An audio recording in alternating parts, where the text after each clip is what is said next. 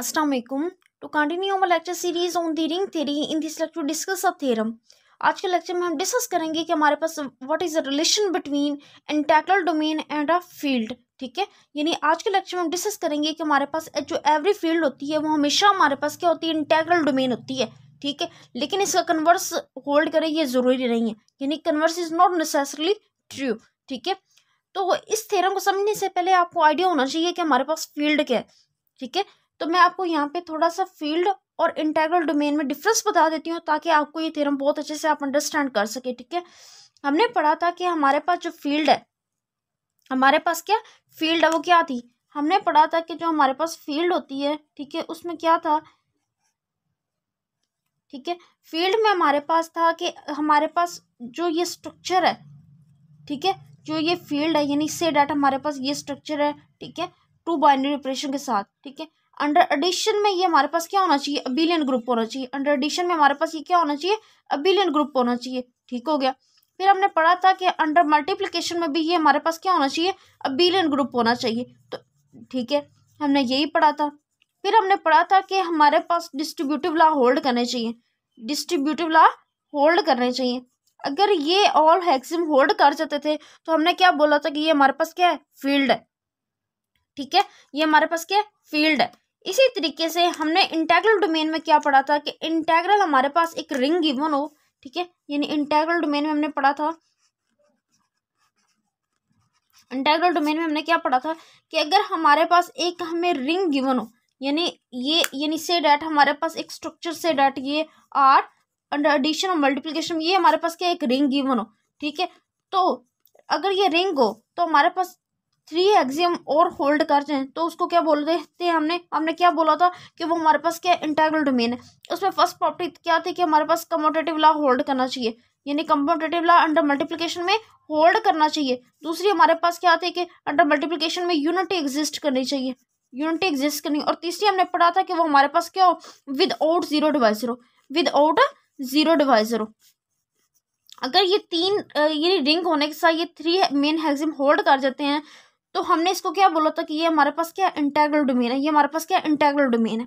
ठीक है, अब आप यहाँ से इन दोनों का कंपैरिजन करें कि फील्ड और इंटेग्रल डोमेन में हमारे पास क्या डिफरेंस आ रहा है। ठीक है, अगर यहाँ पे हमारे पास अंडर मल्टीप्लिकेशन में अबिलियन ग्रुप कब होगा, यहाँ पे ये अबिलियन ग्रुप हो जाएगा कि अगर इसमें एक प्रॉपर्टी, इस रिंग में अगर हम एक प्रॉपर्टी और ऐड कर दें, वो प्रॉपर्टी क्या है कि एवरी एलिमेंट का इनवर्स ऐड कर देना, तो अंडर मल्टीप्लिकेशन में भी ये हमारे पास क्या हो जाएगा, अबिलियन ग्रुप हो जाएगा। यानी यहाँ पे एक प्रॉपर्टी यानी कम है, इसमें एक प्रॉपर्टी वहां पे कम है। और आप यहाँ पे देखें कि ये हमारे पास यहाँ पे क्या है, विदाउट जीरो डिवाइजर। और यहाँ पे हमने फिलहाल विदाउट जीरो डिवाइजर की बात नहीं की, लेकिन फील्ड में होता है। ठीक है, अब मैं इसको एक प्रूफ यानी इस थ्योरम को हम प्रूफ करते हैं जिससे आप बहुत अच्छे से अंडरस्टैंड कर जाएंगे। हम पहले लेके चलते हैं कि every field is necessary integral domain. हमारे पास जो फील्ड होती है वो हमारे पास क्या होती है, हमेशा इंटेग्रल डोमेन होती है। ठीक है, अब देखते हैं कि हमारे पास अब फील्ड तो है, ठीक है, अगर कोई फील्ड है तो वो हमेशा हमारे पास क्या होगी, अबिलियन ग्रुप होगी। एडिशन में मल्टीप्लिकेशन में भी अबिलियन ग्रुप होगी, डिस्ट्रीब्यूटिव लॉ होल्ड करेगी। तो अब यहाँ पे देखें कि कौन सी इंटेग्रल डोमेन में एक्स्ट्रा प्रॉपर्टी है जो फील्ड में हमने डिस्कस नहीं की, तो वो क्या है, विदाउट जीरो डिवाइजर है। वो क्या है, विदाउट जीरो डिवाइजर है। अगर हम ये प्रूव कर लें कि अगर ये फील्ड हमारे पास क्या है, विदाउट जीरो डिवाइजर है, तो फिर वो क्या होगा कि एवरी फील्ड हमारे पास क्या हो जाएगी, इंटेग्रल डोमेन हो जाएगी। यानी आप यहाँ से देखें कि आपको डिफरेंस नजर आ रहा है। ये 2 प्रॉपर्टी तो वैसे फील्ड में होल्ड करती हैं, अंडर मल्टीप्लिकेशन में ये 2 प्रॉपर्टी तो होल्ड करती हैं, और ये फील्ड हमारे पास रिंग तो हमेशा होता ही है। ठीक है, उसको तभी फील्ड बोलते हैं ना कि रिंग होने के साथ एक्स्ट्रा प्रॉपर्टी होल्ड कर जाता है। ठीक है, तो अब यहाँ पे बात आती है कि एक प्रॉपर्टी ऐसी है जो फील्ड में हमने डिस्कस नहीं की। अगर ये प्रॉपर्टी भी अगर फील्ड होल्ड कर जाता है तो हम क्या बोलेंगे, वो फील्ड हमारे पास क्या होगी, इंटेग्रल डोमेन होगी। ठीक है, तो देखें हमने क्या प्रूव करना है कि फील्ड इज हमारे पास क्या विदाउट जीरो डिवाइजर है, फील्ड हमारे पास क्या विदाउट जीरो डिवाइजर है। ठीक है, तो देखें विदाउट जीरो डिवाइजर की अगर हम प्रॉपर्टी प्रूव कर दें तो हमारे पास जो वो फील्ड है, ठीक है, वो क्या बन जाएगी, इंटेग्रल डोमेन बन जाएगी। वो हमारे पास क्या बन जाएगी, इंटेग्रल डोमेन बन जाएगी। ठीक है, तो हम प्रूव कर लेते हैं। ठीक है, अब हमारे पास विदाउट जीरो डिवाइजर का क्या मतलब था, विदाउट जीरो डिवाइजर का हमने डिस्कस किया था कि हमारे पास क्या होता है कि without zero divisor say that. अब आप जानते हैं कि ये फील्ड है, तो फील्ड में हमारे पास जितने भी एलिमेंट्स होंगे उनका मल्टीप्लिकेटिव इनवर्स भी एग्जिस्ट करता होगा, क्योंकि हमने इसको मल्टीप्लिकेशन में अबिलियन ग्रुप बोला है। ठीक है, तो अब देखिए कि से डैट मैंने एक एलिमेंट लिया, यानी विदाउट जीरो डिवाइजर का मतलब है कि दो एलिमेंट का अगर प्रोडक्ट जीरो है तो ये इम्प्लाई करता है कि उसमें से एक एलिमेंट हमारे पास क्या हो, जीरो, उसमें से एक एलिमेंट क्या हो, जीरो। तो ये विदाउट जीरो डिवाइजर की डेफिनेशन थी। अगर मैंने एक एलिमेंट लिया है वो एफ से बिलोंग करता है और वो एलिमेंट हमारे पास क्या नॉट जीरो है, वो एलिमेंट हमारे पास क्या नॉन जीरो है, तो अगर ये एलिमेंट एफ में बिलोंग करता है तो अबिलियन ग्रुप अंडर मल्टीप्लिकेशन का मतलब है कि इस हर नॉन जीरो एलिमेंट का इनवर्स भी एग्जिस्ट करता होगा एफ में। जी करता होगा, बाय डेफिनेशन उसकी फील्ड में ये बात होल्ड करती है, एवरी नॉन जीरो एलिमेंट का इनवर्स एग्जिस्ट करेगा। ठीक है, अब देखें कि हमारे पास यहाँ पे क्या है कि दो एलिमेंट का प्रोडक्ट जीरो है।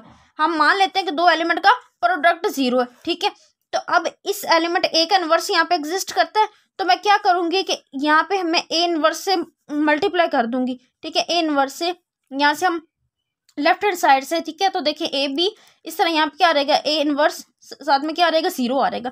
अब यहाँ पे देखिए ए इनवर्स ए लिख दूंगी, ठीक है, और यहाँ पे मैं क्या लिख दूंगी, बी लिख दूंगी। यहाँ पे हमारे पास क्या रहेगा, जीरो आ रहेगा। आप जानते हैं कि ए इनवर्स को ए के साथ मल्टीपल, यानी ए को एक इनवर्स के साथ मल्टीप्लाई किया जाए तो उस ग्रुप की क्या रहती है, आइडेंटिटी आ जाती है। क्या रहती है, उस ग्रुप की आइडेंटिटी आ जाती है। ठीक है ना, ये आइडेंटिटी हमारे पास है। ठीक है, तो अब बी को आइडेंटिटी से मल्टीप्लाई करें तो क्या आ गया, जीरो आ गया। तो ये इंप्लाई कर रहा है कि देखें कि दो एलिमेंट का प्रोडक्ट कब जीरो हुआ, यानी यहां से समझिएगा कि एक एलिमेंट हमारे पास क्या हो, नॉन जीरो है।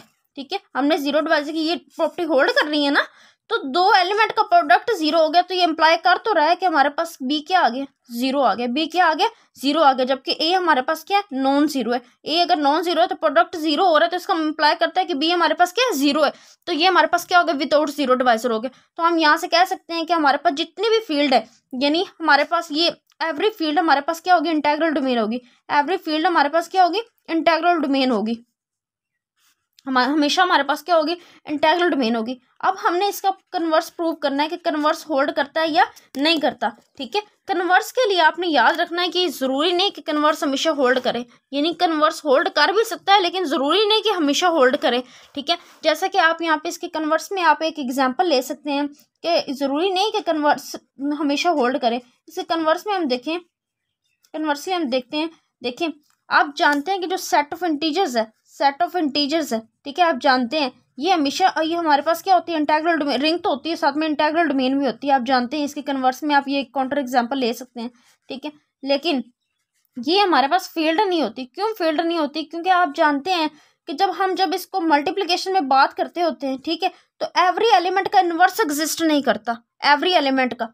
तो फिर इन्वर्स एग्जिस्ट किनका करता है, स्वाय +1 और -1, ये एक दूसरे के इन्वर्स होते हैं। तो इनका ये इन दो एलिमेंट के अलावा जेड के जो जितने भी बाकी एलिमेंट यानी 2 3 4 5 जो भी हैं अंडर एडिशन मल्टीप्लिकेशन, आप जो -2 -3 जो मर्जी लें, तो आप देखेंगे कि उनका इन्वर्स होल्ड नहीं करता अंडर मल्टीप्लिकेशन में। इन्वर्स होने के लिए क्या प्रॉपर्टी हमें चाहिए, कहता है कि अगर एक एलिमेंट से डाटा आपके ए जेड से बिलोंग करता है ना, तो इसका जो इन्वर्स होगा वो हमारे पास क्या होगा, ए इनवर्स होगा, वो सेट ऑफ इंटीजर से बिलोंग करेगा। कैसे कि अगर ए को ए के इनवर्स के साथ मल्टीप्लाई करें तो हमें उस ग्रुप की क्या मिल जाए, आइडेंटिटी मिल जाए, यानी 1 मिल जाए। तो आप जानते हैं कि अगर यहाँ पे 2 सेट ऑफ इंटीजर्स में बिलोंग करता है तो इसका जो इनवर्स होगा क्या होगा, 1/2 होगा, जो सेट ऑफ इंटीजर्स में बिलोंग नहीं करेगा। तो कम्यूटेटिव प्रॉपर्टी नहीं होल्ड करती, यानी जेड अंडर मल्टीप्लिकेशन में हमारे पास अबिलियन ग्रुप नहीं होता। फील्ड होने के लिए हमें क्या चाहिए कि अंडर मल्टीप्लिकेशन में भी हमारे पास क्या हो, अबिलियन ग्रुप हो। तो आप देख सकते हैं कि ये प्रॉपर्टी होल्ड नहीं करती। ठीक है, तो हमारे पास ये काउंटर एग्जांपल है ये शो करने के लिए कि हमारे पास एवरी इंटेग्रल डोमेन जो है वो फील्ड नहीं होती। ठीक है, एवरी इंटेग्रल डोमेन हमारे पास फील्ड नहीं होती। ठीक है, आई होप सो आप लोगों ने आज का थ्योरम बहुत अच्छे से अंडरस्टैंड किया होगा। मैंने कोशिश की है कि मैं आपको कंसेप्ट दे सकूँ। ठीक है, अगर आप लोगों को फिर भी कोई डाउट हो तो आप मुझसे कमेंट सेक्शन में पूछ सकते हैं। आज के लिए इतना ही, अल्लाह हाफिज़।